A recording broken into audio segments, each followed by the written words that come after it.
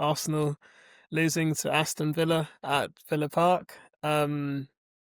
It was actually a very good game. I mean, I watched the full 90 minutes. Both you couldn't say either team were terrible. Obviously, Aston Villa took the lead, Arsenal equalised, and then he had the last minute winner, which could have gone to either team. I mean, as soon as I saw the scramble inside the box from the Aston Villa players towards the end, I knew somebody was going to eventually put it into the back of the net, and then obviously Arsenal had their chances as well. Martinez made a really good save from Odegaard from distance, Mm.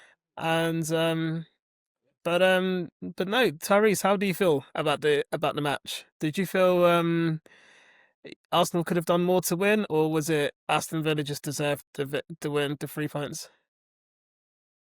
Grand scheme of things, I mean, fair play to Villa. Can't say they don't deserve it.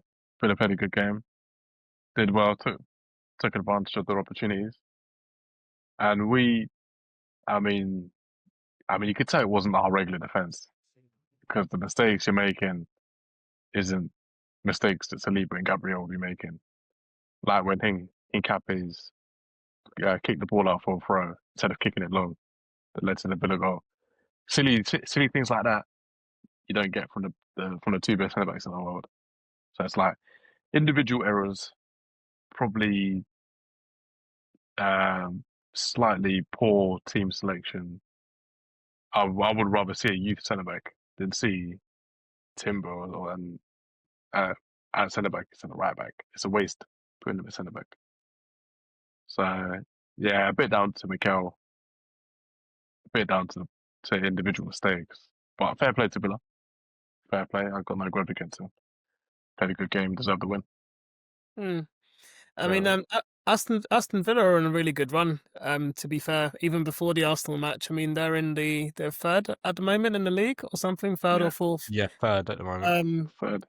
Do you think, because obviously, Tom, at the moment, Aston Villa are in the Europa League and are doing quite well in the Europa League too, could potentially go on to win it. But do you think that win could push Aston Villa to qualify for the Champions League again next season? Yeah, I mean, to be honest, going off that Spurs somehow won the Europa League last season, I think Aston Villa, what would Aston Villa be looking for right now? Would they be looking, because all I'm thinking about is, do they really want to be playing in two competitions? Because as good as Villa are they going to win the Prem? Probably not. They just still don't have the top squad to get them across the line in the end, like the City and even Arsenal do. They just have the better squads overall, even though Villa have come away with a win. So personally, if I'm a Villa fan, what do I want? A trophy and Champions League football? I'd go and try and win the Europa League. I mean, I think either way they will get Champions League, if that's getting top four or if that's getting Europa League. But I do think they will eventually drop out the top fours. I think they might get, as Arsenal have as well, just a few injuries here and there, a few little nibbles from like big stars. And I think at that point, you're going to do exactly what Tottenham done, which was, well, not as bad as what Tottenham done, but you're going to play your weak players in the league, and that's going to cost you to get to, well, for Spurs, 17th place, but then you're going to keep your bigger players or your sort of better players for the Europa League, which we managed to do and win and get us to where we are this season. So, you know, it's big decisions for Unai over at Villa. Obviously, I got to admit, I love Unai. I think he's a great manager. God knows why Arsenal ever got rid of him in the first place. I suppose there was a bit of trouble. He had to go. Yeah, At the time. there was a bit of a Especially after weird the Palace game. time. Yeah, at Especially after Arsenal. the Palace game when Xhaka told the fans to F off. Yeah, but I do think he's a better manager than Arteta. I don't think I'll that's never forgive Xhaka for that, by the way. I don't think that's out of the question, though. I do think he's a better manager than Arteta. I think he just has the history and the record to prove it as well. As good as Arteta is. Yeah, no, I mean, yeah. I mean, you're right. I mean, the pedigree. But I don't know what you think, but I think Villa in the end will just concentrate in Europa League. You know, I've been there as a Spurs fan. I've been in that situation where you start getting injuries. Arsenal were already losing them. We've lost a few players this season. We've had players out from last season going into this season. You know, injuries will occur playing in two competitions, maybe even 3, 4 if they could go on in the Carabao Cup and the FA Cup. You know, there's only so much you can choose. And to me, if I'm a Villa fan, to win the Europa League and get Champions League at the same time, I know that feeling. You know, getting 17th goes right out the window. You know, it really, like, you forget that you ever finished 17th when you've won that trophy and you've got Champions League football, you know, because you basically got two in one.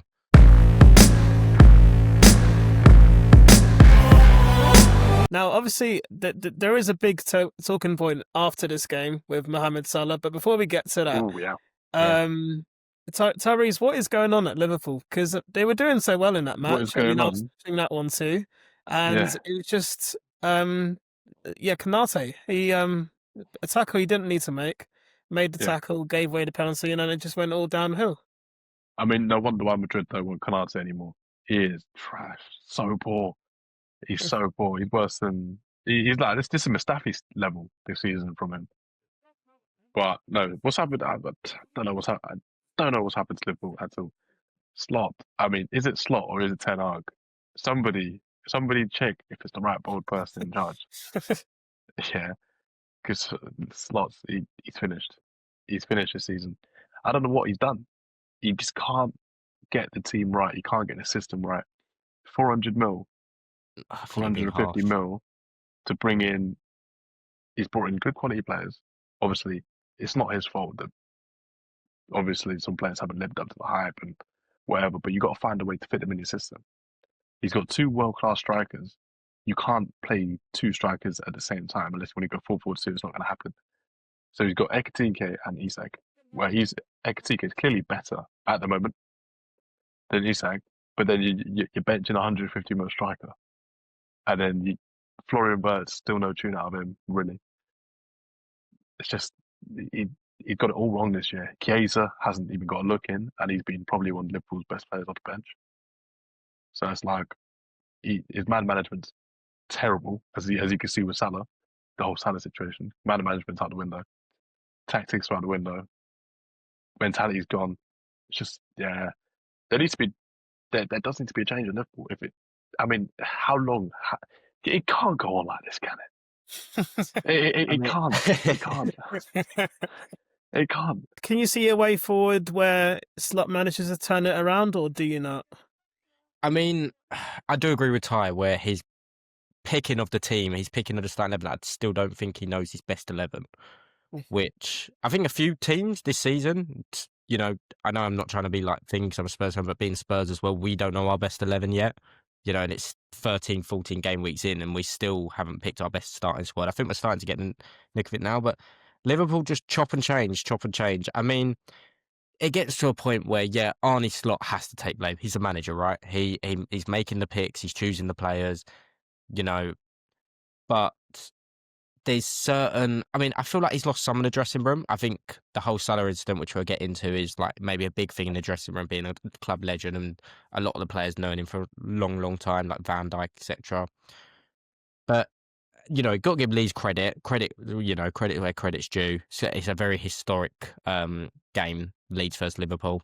You know, the crowd's always going to be up for it. And no matter how poor Leeds are, you know, they're not poor, but you know what I mean? They're not at the level of Liverpool. But there was stuff in that game where that was not Arne Slot's fault. Konate's challenge, just stupid. You know when a player's on bad form, they've got bad composure, just do the basics. Why are you trying to do crazy mental slide tackles like that to try to win a ball? Nonto's not going anywhere. The ball's going out. Even if he somehow gets the cross through, where's it actually going to go? You know, just stay on your feet. Nonto read it really well, to be fair. I think he kind of bought it at the same time. He knew the challenge was coming in. You could see that he kind of like picked the ball to the side, kicked it off the pitch, but let Konate catch him. And even, I mean, Stack's goal was just Konate again. I think that was just confident shot. You know, he instead of staying on top of Stack, he backed up and he, you know, I've seen it before when confidence is shot, when defenders are shot confidence, they just kind of back up and protect the goal. They don't want to go in for a challenge and make a mistake and get another penalty or, you know, cause problems. You know, so he just backed up and it allowed Stack, who I think's a great player, by the way, that Stack. I think he's a very good signing for Leeds this season. But then the last goal, Gravenberch's fault. You know, there's two places in that, and you know, he's a great midfielder. He was apparently one of the best, probably the best DM besides Rodri in the league last season. And once again, he made a mistake. All he had to do was head the ball, but he kind of, I don't know what he did. He just took his eye off the ball. He kind of flinched. I don't really know. All he had to do was win a header, and the ball would have been out. But instead, he kind of like hesitated, and then he actually handballed it. So it could have even been a penalty. But then Tanaka finished it nicely. But At what point are those mistakes Slot's fault?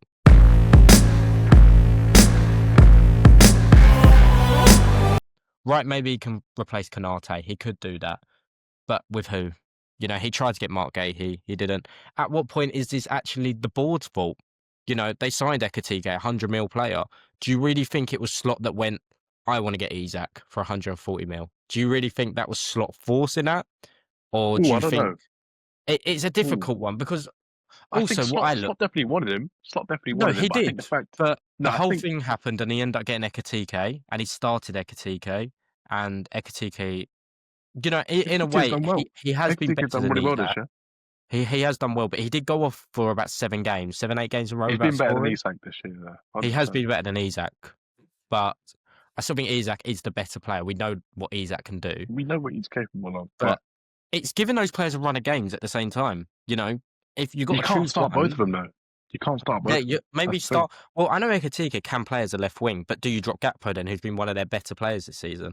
Hmm. You know, it's one of those moments. You know, you've already dropped Salah. I mean, he's been axed now, which I think's a play from him, and I'll get into that. But you know, you just got to choose someone. You know, if it's Ekatike, if you like Ekatike, then play him off the wing or play him up front. Isak used to play left wing for Newcastle for a bit when they had Callum Wilson up front. They used to play Callum Wilson up front, Isak on the left, and I think I can't even remember who was on the right. It was either Gordon, Almiron, someone like that, Murphy. It was Jacob someone on the Murphy. right. Yeah, it was Yeah, Amron. I think Amron. Almiron. Yeah, he used to play Isak. Ronald Jacob Murphy. They brought in Isak for like world record money and they played him off the left. And then they finally realised how good of a striker he was. But, you know, he can do it. We've seen the crazy stuff. He can dribble like a winger. So can Ekatike. Yeah. You just got to learn how to play these players. If it means playing 2 up front, change your system. It's not working now. So maybe change your system. Change something. I don't know. But get Wirtz in there. You know, play a 2 up front, Wirtz behind.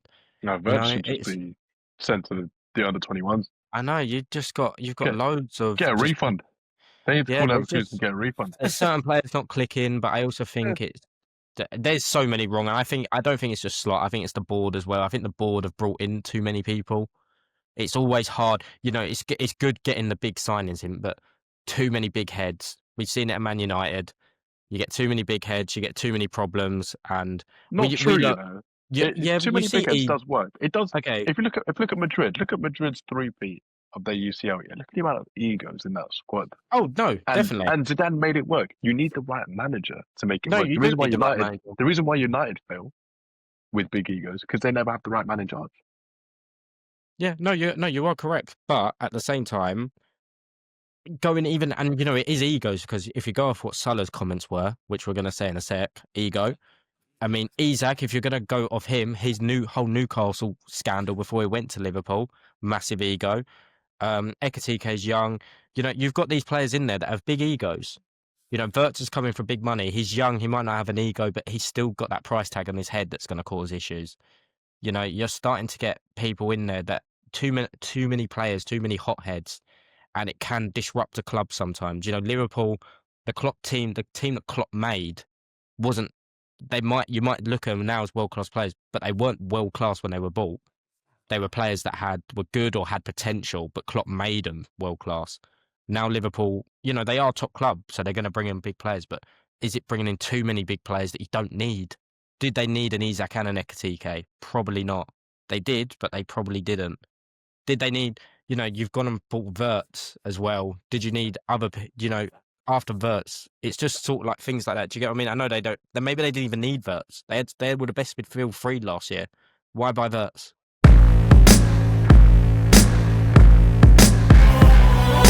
What he said post-match, in my opinion, was out of order. I think he just didn't need to say that, really, because with the statement he said, he could have just dealt with it behind closed doors with Arne Slot or whatever. He could have just said, you know, done a meeting with Slot or the rest of the board and said, you know, this is not on. I'm not starting matches. I'm not playing games. What are you going to sell me in January or what's going on? But instead, he went to the media, and you know what the media are like. They're just going to take every single word of what he says. And I mean, he meant it, really. He didn't lie in any of that statement. And now, I mean, Ty, do you think Salah is essentially is slowly tarnishing his legacy at Liverpool with that statement alone. Nah. Nah. That's like it's the Ronaldo situation all over again, or similar, but Ronaldo didn't come out to the media like that. But with Salah, he's not tarnishing his legacy. He's doing what any club legend would do. I mean, he's being mistreated at the club. 3 consecutive games on the bench. Clearly, he can't go to the manager because the relationship's already broken. So clearly, he can't go to the manager. So what's the last thing left to do? Go to the media. It's the next best thing. So he's done what he done exactly what I'd do. Go to the media. Let's create a fuss. Let's create noise around the club. Let's really get on Slot's back. Yeah, a lot now. Even more pressure on him because now it's either one's gonna have to go. Either one's gonna have to go, and who's gonna go first? But yeah, I mean, I don't think it's tarnishing legacy, especially if he leaves in January at the end of the season. Everyone's still gonna remember him, club legend. Scored 20 goals, over 20 goals a season for like 8 consecutive seasons. Guy's unreal player. And Tom, what was your reactions in a post-match interview? Firstly, I thought, I mean, obviously, my thing is no player's bigger than the club. You know, no, I don't care who you are. You could be Cristiano Ronaldo, Lionel Messi. You're not bigger than a club. The only thing with me, Salah, over all his life, has never really been that person that goes to the media, talks to the media. Even like when he's won trophies, won things, he doesn't really go and talk like behind the scenes. You know what I mean? They never really catch him Which for means like, playing a match. which means it must be bad. The situation Yeah, but must I be also bad. do. I also believe this is Salah, or do I believe he's got a bit of backing from his agents or something behind his back telling him to do that? I do. I don't think this is Salah himself. I think Salah feels a way because he loves that club. He's, you know, and he knows he's a top player. Do I think one thing he said in the statement, which is I've earned my place? No. I don't care who you are. It's exactly like Son. If you're playing bad, I don't care what you've done for me in the past, Harry Kane, etc. You are not starting that game. Champions League final against Spurs, Harry Kane was injured the whole time. Love him. He's, you know, our best striker of all time. Did he deserve to start over Lucas Moura? No, he did, but did he? But he shouldn't have. And that's the end of. No player earns their spot. You have to fight for your spot no matter who you are. Yes, it might be easier because you are the name. It depends though, man. But because you look at Portugal national team, and you really think Roberto Martinez is going to say to Ronaldo, "You bench if Ronaldo ain't scored 5 games." Do you remember when they done it? Do you remember when he was playing terrible when they benched him and they started? That wasn't Martinez. That was no, I know, but he still done it, right? And he got sacked after that. And because Portugal were playing terrible anyway, with or without Ronaldo.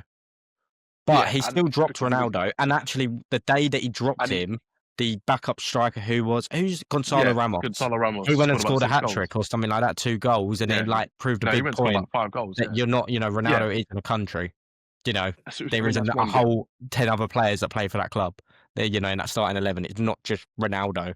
What's not a better way for Saudi clubs to go, oh, look, he's not there. Oh, we can cash straight in January. We don't even have to wait till summer. We can just go straight for him in January. You know, he's got not even less than a month until the window opens. You know, big problems happening just before Christmas. Go straight in, snag him up in January. Easy does it. We might spend a lot of money buying him, but, you know, we make a name for ourselves in January. We make the signing of January because we signed Mohamed Salah. You know, it's not a dumb exit for Salah. It's not because he's not tarnishing his legacy doing it. You know, he might be tarnishing Slot at the same time, but it's just a way of him getting out easier. You know, it might be, if he didn't do this, it might be anyway. No one comes in because no one knows his actual. He might just be getting dropped, but he might want to stay. But him coming out saying this kind of makes him sound like he's not happy. He doesn't want to be there. Do you get what I mean? He's made himself known that he doesn't want to be there, which makes other people go, okay, we'll go for you. We'll go for you in January. We'll try and pick you up. We'll give you the money that you want. You want an exit. We'll give you this. This is the amount. Do you know what, Salah? I can see you really don't want to be there. We'll give you 700k a week, 800k a week, and you can come to Saudi and play for Al Nassr or Al Hilal, whoever he wants to play for. You know, we'll give you that package because I can see you really don't want to go there. We'll give you whatever you want to get you out of there. A finished Salah is still better than half of those Liverpool attackers at the moment. So I still think Slot should be picking Salah, although he's finished. He's in better form than Wirtz. He's in better form than Isak. So why isn't he getting a place in the team? Yeah, I think that with Salah, like obviously we know how he's basically a Premier League legend. Nobody can question that. So, and I think with that he deserves probably an end of season exit rather than a January exit. I think if he if he just stays at Liverpool in January and then Liverpool and tells the club he wants to leave, then Liverpool will have the time to organise like a huge sort of Anfield send off, kind of like what Man City did for Kevin De Bruyne at the end of the season when I think the Etihad was pretty much sold out and they just said goodbye to him that way.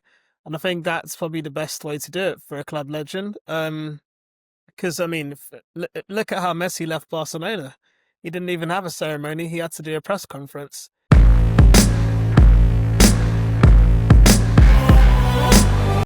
There's not many managers that can manage Real Madrid. Yeah, I That's mean, the task. they are they're arguably the most successful ever teams in European history. Yeah, And they there's have not. Yeah, And but he was supposed to be the next like big manager, and he can't manage Real Madrid. And at the moment, if you're going to say so, Liverpool have hotheads. You know, I know it's still Real Madrid, but Alonso, you're technically Liverpool now the you need a biggest club in certain England. type. They are the You biggest need a club in certain England now. type. You I need, think you need a certain personality to manage at Madrid, and I don't think Xabi Alonso has that. Hence why he can Potentially, lose his but job. does he have it at Liverpool? No, I but think he'll do a good what I job. will say about Xabi Alonso is that I think he should have, rather than going from Bayer Leverkusen to Real Madrid, he should have gone to Liverpool from Leverkusen, then maybe Madrid after. I just think it was a massive jump from Leverkusen team.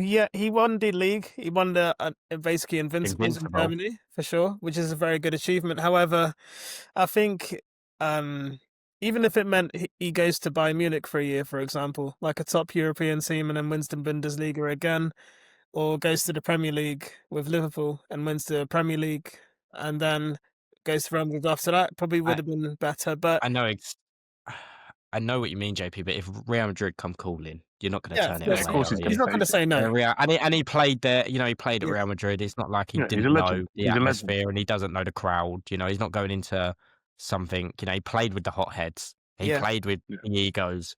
You know, he knows. But he doesn't know how to handle them, and that's the issue. But it's the manager Not side of Real it. It's Madrid tough. anyway. It is tough out there. Yeah.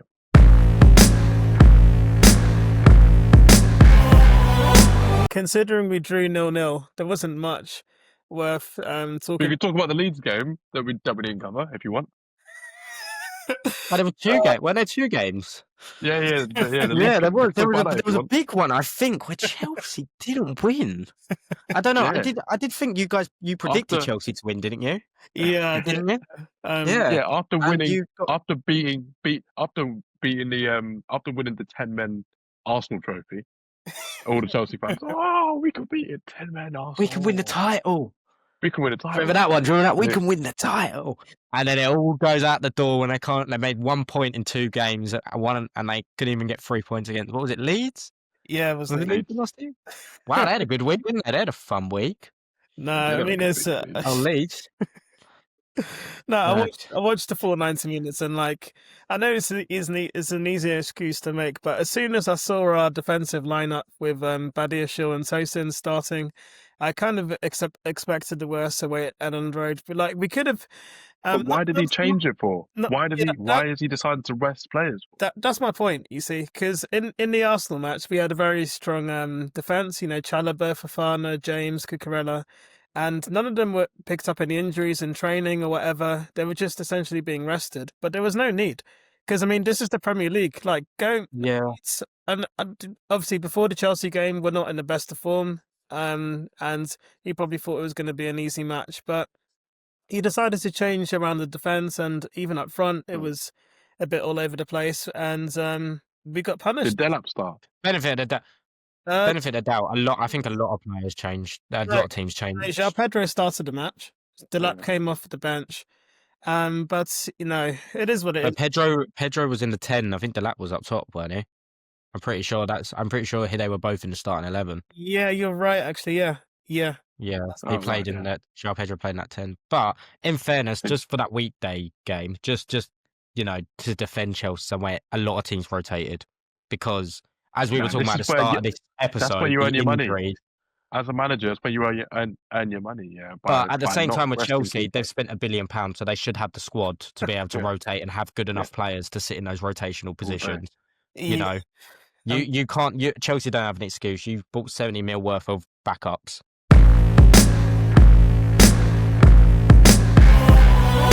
we spent a lot of money, but the problem is, like, obviously, because it's a completely brand new board, like the American owners, Blueco with Bowley and Wiss and Yeah.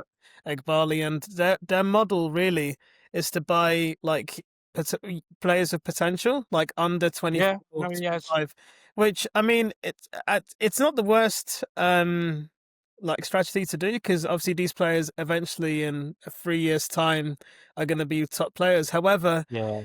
it's a case of, if we're not, like, for example, when I I watched think everyone copied Brighton. I think that was the problem. Everyone just copied Brighton. Mm. no, That is it. like, for example, Why copy Brighton when you're a bigger when I club? watched the Champions League game against Very nice. Ajax, when we beat Ajax like 3 or 4-0, they had a player sent off early in the match. I went through the whole team, and I quickly realised that I was older, like as in the youngest player on the Chelsea team was 27, and I'm 28, and Oh wow. that's when the reality kind of hit. Because I mean, I'm not saying, obviously they're Premier League players, they're in the Premier League for a reason, they're top players, they can do a job. However, when you look at other teams, for instance, Brentford have a Jordan Henderson in the team. Yes, he's old, but he's experienced Premier League Experience, yeah. player that can guide the other players. Same with Liverpool. They've got a few experienced players in the team that, Need a leader. yeah, like a Van Not Dijk. true, because if you look at Mourinho's first league title at Chelsea, the average age of the squad was younger than the average age of our squad 2 seasons ago. Yeah, So actually, the excuse that you need older players in your team to lead whatever, nonsense. You're ready when you're ready, and if the player's good enough at 18 or 16, like player like Lamine Yamal, if you're good enough at that age, then start. Be yeah, fine. but I think you're looking at that a long time ago though. Like that's a long. Nowadays you need experience. A long time ago, way when the league was at a better standard. Yeah, no, true. No, you're not wrong. But the way footballers are nowadays, the way they are with the media, they are like puppets. They're like star boys. They're like models. They're. It's just the way you don't get the harsh tackles anymore because players flop and dive and everything like that. Like they're all softies nowadays. Like even with the media, the way media attacks them and the way media is bigger now, they're softies. They crumble. That is just what it's all like nowadays. That is just what it is. And Mm. they do need leaders. They need someone in there that's just going to sit in and go, don't listen to them. Don't do that. Sometimes you need a manager at the same time, but at the same time, you do need a player in there that's just going to drag you away from a situation. Henderson wasn't, when Liverpool used to win the leagues with Henderson in it, Henderson wasn't the best player in that team. He might have been probably one of the worst at the start ever. Not that he's a bad player, but you know what I mean. He was probably one of the worst yeah, because the leader he was. He drove the players in that club. He shouted at the youngsters. He shouted at probably the young Mane and young Salahs at the time. Not that they were young, but you know what I mean. Just telling them, drive it on.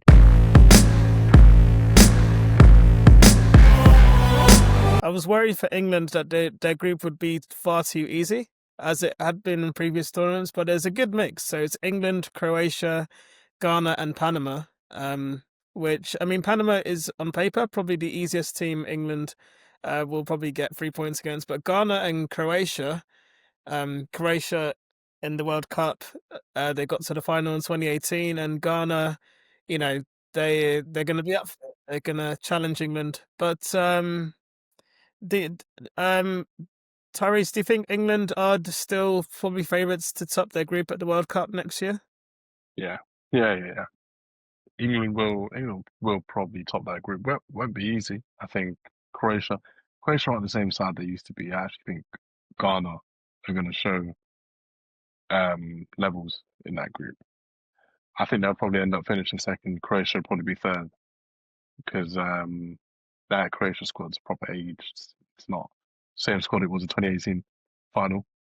But I think England strong favourites. If they don't top that group, then chance of winning the World Cup is 0. And Sam, what do you think? Do you think England are favourites to finish top? I mean, yeah, I mean, I think pretty sure we're like one of the favourites to actually win it. So if we're not favourites to top our group, then I'll be a bit scared. Yeah. Going back to what you said, like you didn't want, because we've had the easier groups in the past, it was nice to have a harder. I really don't understand England fans that say that because Yeah. it's exactly the same as FA Cup and all that. You don't, if you were, you're Chelsea, you're Arsenal. If you're coming up against Bristol City and then you come up against Wrexham, in the next round, yeah, you might get a few fans say, "Oh, you've had the easy run," blah blah blah. Who cares? I would rather get the easy run all the way to the final. People say about our Europa League thing. We got Bodo Glimt in the semi-finals. Oh well, it's easier for us. We win. We got I to the actually thought final. you were We going win to it. lose that. I thought you were going to lose that. I know, but who actually cares if we have an easy run or not? We haven't won a World Cup since 1966. We haven't won a trophy since 1966. Who cares if we had the easiest run and Spain had a harder run? That's why they beat us. No, if we get an easy run, we get an easy run. Just let it go. Just be happy that we're actually getting to the final. Because I tell you what, I've watched England before Southgate came in, and we couldn't even get out of the knockout stages against Greece and stuff like that because they were a bit tougher opponents than playing a Panama and levels of that. It's just, I don't get it. Just be happy with what we pull. You'd want the easy opponents of anything. Why do you want to, just because it's entertaining to watch England against France, England against Spain, why do you want to play them? They're more likely to knock us out.